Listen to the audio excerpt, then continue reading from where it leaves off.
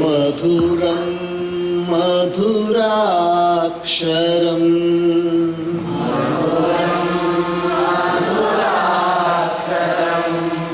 आरुह्य कविता शाखा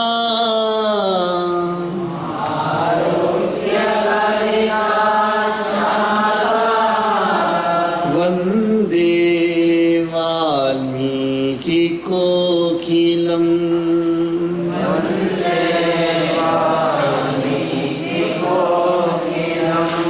वन्दे वाल्मीकि कोकिलम्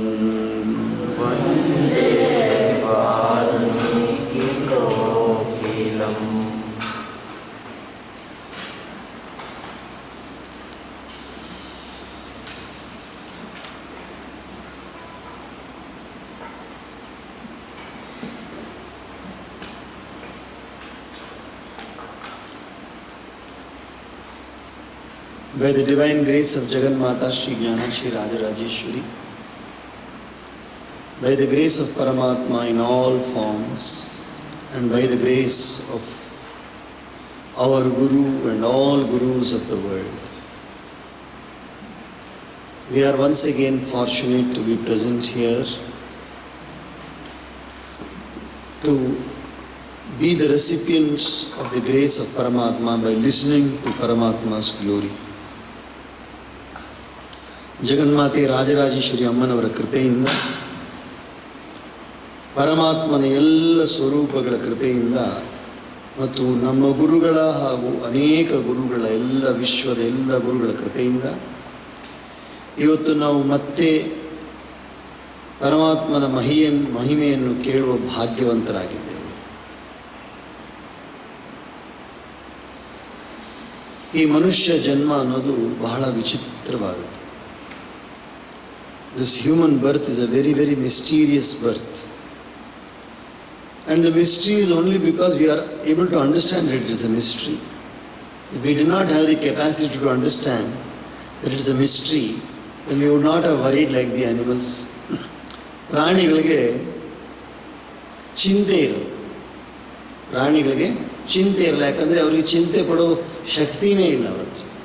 ಚಿಂತಿಸುವ ಶಕ್ತಿ ಒಂದೇ ಒಂದು ಪ್ರಾಣಿಗಳಿಗೆ ಪ್ರಧಾನವಾದ ಏನಪ್ಪ ಪ್ರಾಣಿಗಳಿಗೆ ಅಂತ ಹೇಳಿದರೆ ಆಹಾರ ಸಮಯದಲ್ಲಿ ಅವರಿಗೆ ಕಷ್ಟ ಆಗುತ್ತೆ. ಹಸಿವಾಗ್ಬಿಟ್ರೆ ಪ್ರಾಣಿಗಳಿಗೆ ತುಂಬ ಕಷ್ಟ ಆಗುತ್ತೆ, ಮನುಷ್ಯನಿಗೂ ಆಗುತ್ತೆ ಕಷ್ಟ. ಹಸಿವಾಗ್ಬಿಟ್ರೆ ಬುಭುಕ್ಷಿತ ಕಿನ್ನ ಕರೋತಿ ಪಾಪಂ, ಹಸಿವಾಗಿರೋನು ಯಾವ ಪಾಪ ತಾನೇ ಮಾಡಲ್ಲ. ದ ಪರ್ಸನ್ ಹೂ ಇಸ್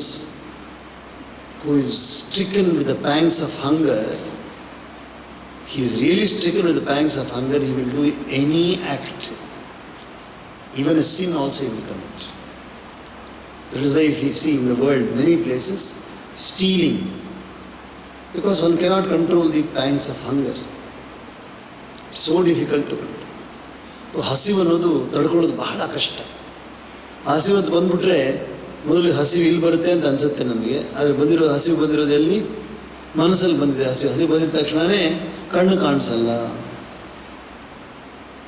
ಹಸಿ ಬಂದಿದ ತಕ್ಷಣ ಏನು ಕಾಣಿಸುತ್ತೆ? ಬರೀ ಊಟ ಮಾತ್ರ ಕಾಣಿಸುತ್ತೆ, ಬೇರೆ ಏನು ಕಾಣಿಸಲ್ಲ ಕಣ್ಣು. Immediately we C only, it will be only automatically the mind will be driven towards food stuffs. So ಇದು ನಮಗೆ ಗೊತ್ತಿದೆ, ಚೆನ್ನಾಗಿ ಗೊತ್ತಿದೆ. ಹಸಿವು ಥರನೇ ಒಂದು ಉದಾಹರಣೆ ಕೊಡಿ. I am just given one example of one pang. Many things can happen.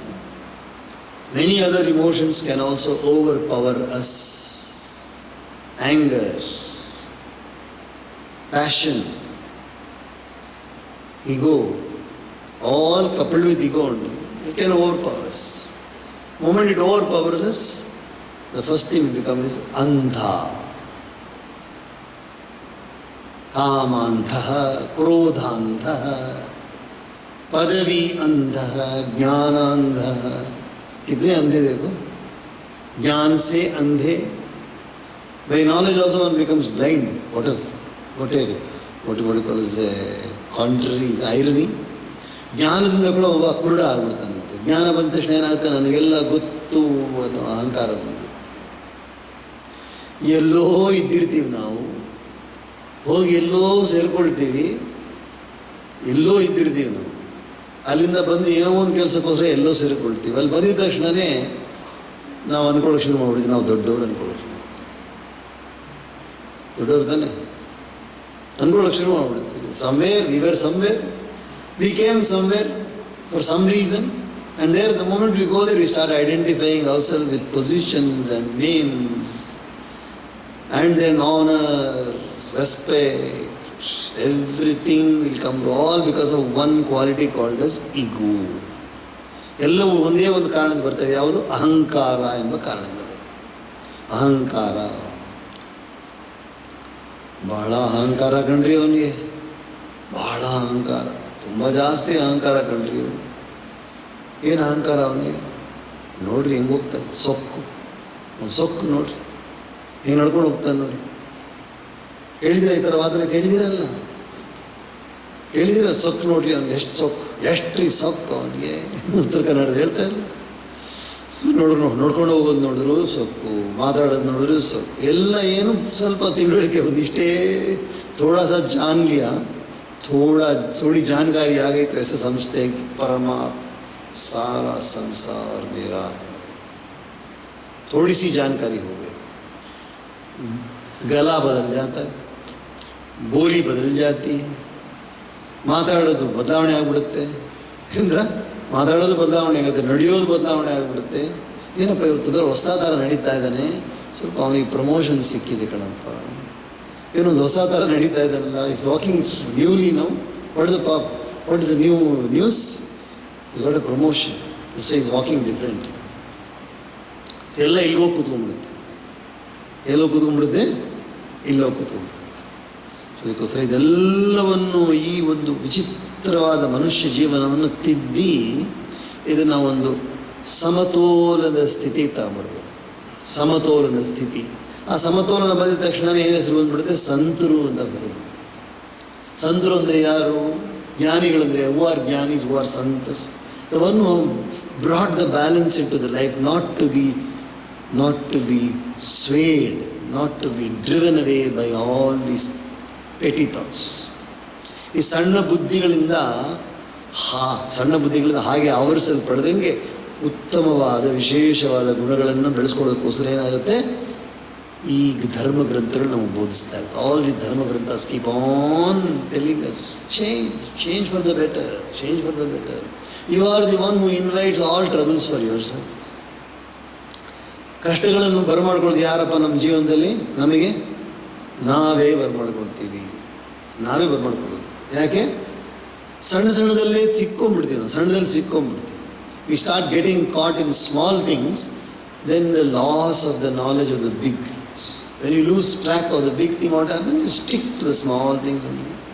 ಅಲ್ಲೇ ಸಣ್ಣದಲ್ಲೇ ಉಳ್ಕೊಂಡ್ಬಿಡೋದು. ಆ ಸಣ್ಣದಲ್ಲಿ ಉಳ್ಕೊಂಡ್ಬಿಟ್ಟು ಅಲ್ಲಿರೋ ಕಷ್ಟಗಳನ್ನು ಅನುಭವಿಸ್ಬಿಟ್ಟು ಅದೇ ಎಲ್ಲ ಅಂತ ತಿಳ್ಕೊಂಡ್ಬಿಡೋದು. ಕೂಪ ಮಂಡೂಕವತ್ತು. ಕೂಪ ಮಂಡೂಕ ಅಂದರೆ ಗೊತ್ತಾ?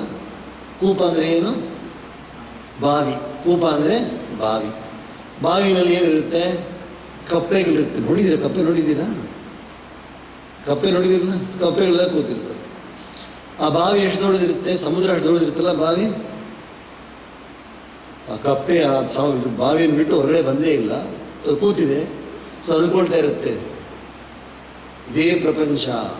ಯಾವುದು? ಆ ಬಾವಿನೇ ಪ್ರಪಂಚ ಅಂತ ಅನ್ಕೊಂಡ್ಬಿಟ್ಟಿರುತ್ತೆ. The frog will be thinking that well only is the whole world. ಅದಕ್ಕೆ it's called as a kupamanduka nyaya. In Sanskrit we say it is a Koopa Manduka Nyaya, just like the frog in the well. ಬಾವಿಯಲ್ಲಿರುವ ಕಪ್ಪೆಯಂತೆ, ಬಾವಿಯಲ್ಲಿರುವ ಕಪ್ಪೆಯಂತೆ. ಕಪ್ಪೆಗೆ ಹೊರಗಡೆ ಬಂದಿಲ್ಲ, ಅಲ್ಲೇ ಹುಟ್ಟಿದ್ದು, ಅಲ್ಲೇ ಇರೋದು. ಎಂದ್ಕೊಂಡಿರುತ್ತೆ ಇದಕ್ಕಿಂತ ದೊಡ್ಡ ಪ್ರಪಂಚ ಏನೇ ಇಲ್ಲಪ್ಪ, ಎಲ್ಲ ಅಷ್ಟೇ ಪ್ರಪಂಚ ಅಂದರೆ ಇಷ್ಟೇ ಅಂತ ಅಂದ್ಕೊಂಡ್ಬಿಟ್ಟಿರುತ್ತೆ. ಸೊ ಆ ರೀತಿಯಾಗಿ ಈ ಮನುಷ್ಯನ ಬುದ್ಧಿ ಬಂದ್ಬಿಟ್ಟು ವಿಕಸಿತವಾಗೋದಕ್ಕೋಸ್ಕರನೇ ಈ ಗ್ರಂಥಗಳು. In order to evolve, in order to make the mind of the human being evolve, only these dharma granthas are doing all this wonderful work. They keep on telling you, They keep on telling us stories, sometimes they keep on giving us example of characters. ಕೆಲವೊಮ್ಮೆ ಬೇರೆ ಜನಗಳು ಉದಾಹರಣೆ ಕೊಡ್ತಾರೆ, ಕೊಟ್ಟು ನಮಗೆ ಬೋಧಿಸ್ತಾ ಇರುತ್ತೆ ಯಾರು ಹೆಂಗಿರಬೇಕು, ಹೆಂಗಿದ್ರು ನೀವು ಹೆಂಗಿರ್ಬೇಕು. ಇವಾಗ ಹನುಮಂತ ಎಲ್ಲಿದ್ದಾರೆ? ಇವಾಗ ಆಂಜನೇಯ ಲಂಕೆಯಲ್ಲಿ ಆ ಉದ್ಯಾನವನದಲ್ಲಿ ಅಶೋಕ ಉದ್ಯಾನವನದಲ್ಲಿ ಅಲ್ಲಿ ಭಯಂಕರವಾದ ರೂಪವನ್ನು ತಾಳಿ ಅಲ್ಲಿ ತೋರಣ ದ್ವಾರದ ಬಳಿ ನಿಂತಾರೆ. He standing in the archway and has already completely annihilated many ಡೆಮನ್ಸ್.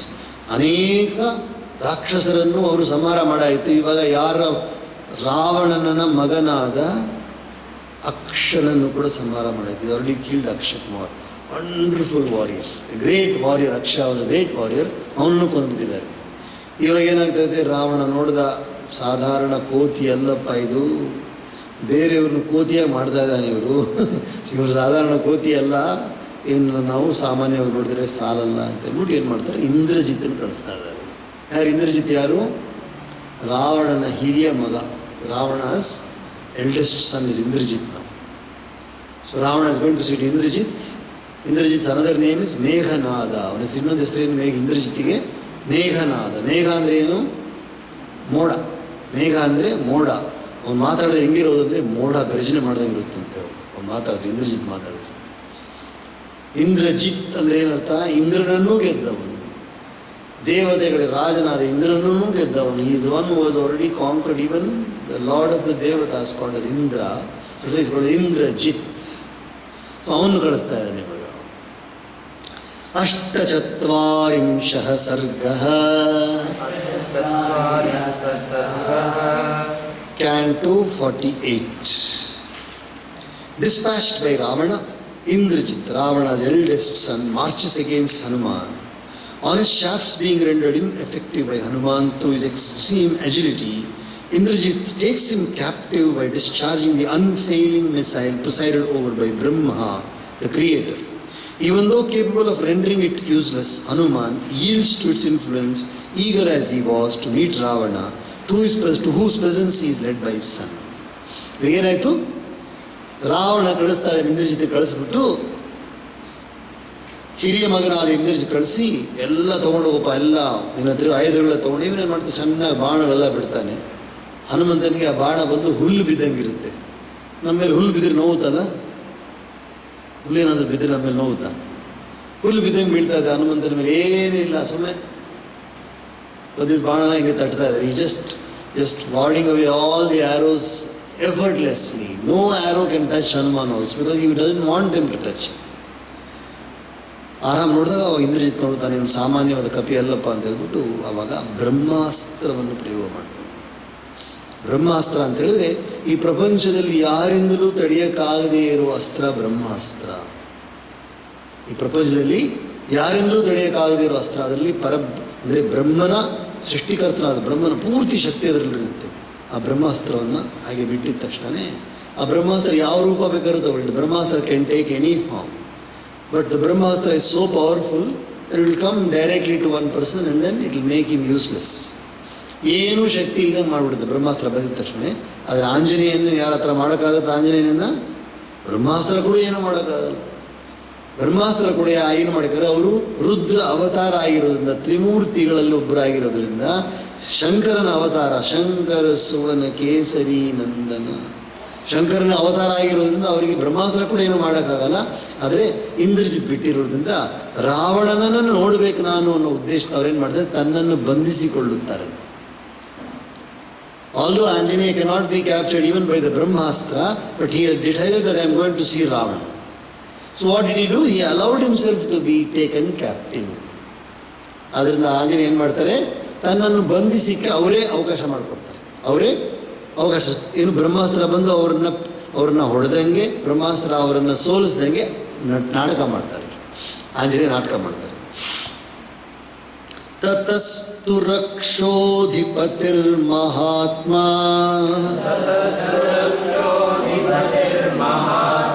ಹನುಮತಾಕ್ಷೇ ನಿಹತೆ ಕುಮಾರೇ ಮನಸ್ಸಮಾಧಾಯ ಸದೇವ ಕಲ್ಪಂ समाधिदेशेन्द्रचितं सरोषः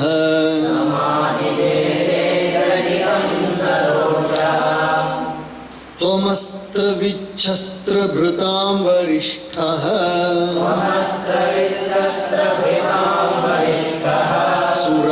सुरासुराणामपि शोकदाता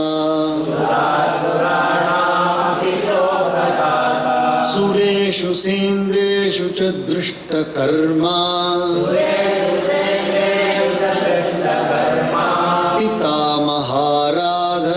पितामहाराधनसञ्चितास्त्रः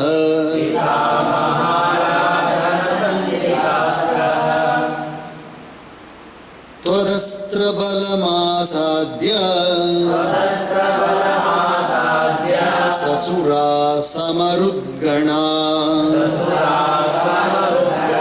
न शेकुः समरे स्थातुम् सुरेश्वरसमाश्रिता न कश्चित् त्रिषु लोकेषु संयुगेन गतश्रमः भुजवीर्याभिगुप्तश्च तपसा चाभिरक्षितः देशकालप्रधानश्च त्वमेव मतिसत्तमः न तेऽस्त्यशक्यं समरेषु कर्मणाम्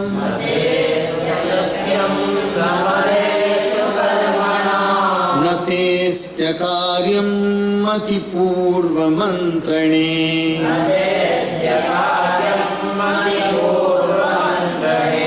न सोऽस्ति कश्चित् त्रिषु सङ्ग्रहेषु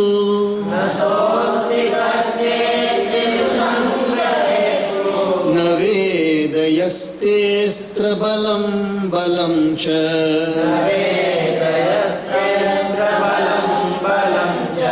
ममानुरूपं तपसो बलं च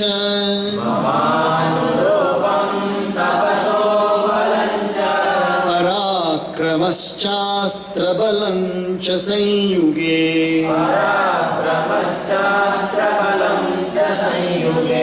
न त्वां समासाद्य रणावमर्दे